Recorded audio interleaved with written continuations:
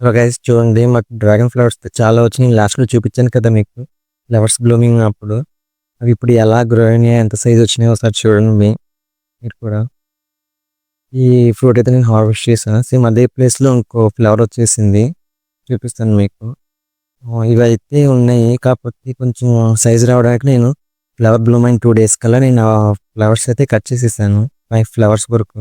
కింద అదంతా కొంచెం ఊరుతుంది, లేకపోతే అది వర్షం వల్ల ఎండల వల్ల అక్కడంతా ఇది చేరి కాయ అనేది కుళ్ళిపోతుంది, రానియకుండా మొత్తం ఇదైపోతుంది, పాడైపోతుంది. చూడండి ఆ ఫ్లవర్స్లో చూడండి 2 అయితే ఇదైపోయినాయి, 3 ఈ చెట్టుకి 3 పాడైపోయినాయి, ఎల్లోష్ అయిపోయినాయి. కాబట్టి ఇంకా 3 రానట్టు. ఇంకా ఇవైతే నేను ఫ్లవర్స్ అయితే కట్ చేసాను, చూపిస్తున్నా కదా మీరు. సైజ్ అయితే ఊరుతుందండి. ఎప్పుడైనా సరే మనం ఫ్లవర్ వచ్చిన 2 days కల్లా మనం కట్ చేసేయాలి, లేకపోతే కాయ అనేది ఊరదు.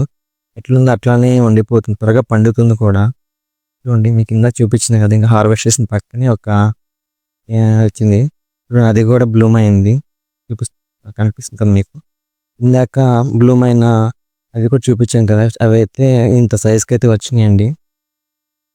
చాలా బాగా అనిపించింది నాకు కూడా.